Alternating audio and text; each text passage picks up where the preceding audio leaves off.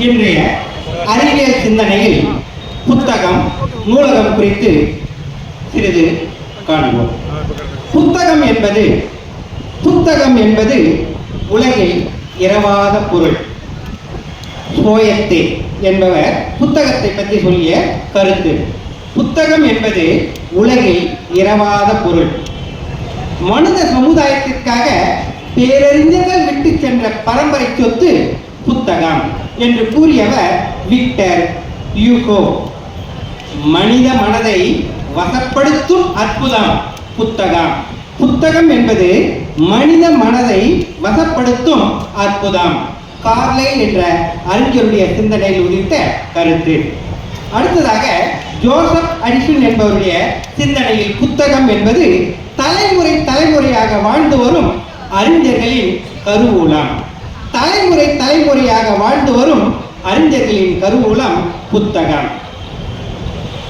சோனாதான் shop என்ற அறிஞரின் சிந்தனையில் புத்தகம் என்பது மூளையின் குழந்தை.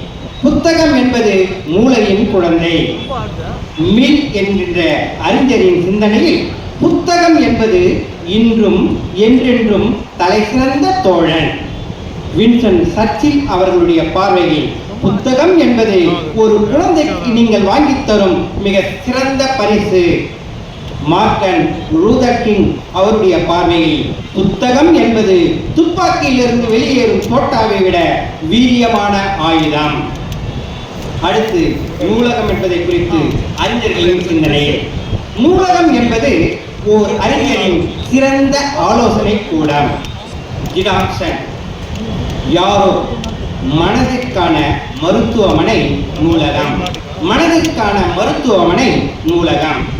கார்ல் ரோவன் என்கின்ற அறிஞரின் சிந்தனையில் நூலகம் என்பது கற்றலின் கோவில்.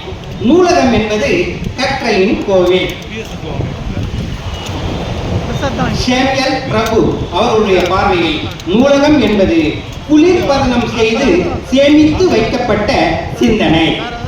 வில்லியம் டயர் என்பவருடைய சிந்தனையில் இலக்கியத்தின் அலமாரிகள் நூலகம் என்பது இலக்கியத்தின் அலமாரிகள். H.V. பீச்சர் அவருடைய பார்வையில் நூலகம் என்பது ஆடம்பரமான ஒன்றல்ல, வாழ்க்கையின் இன்றியமையாத தேவைகளில் ஒன்று. கார்லைல் அவருடைய சிறந்த பார்வையில் நூலகம் என்பது சிறந்த சர்வகலா சாலை.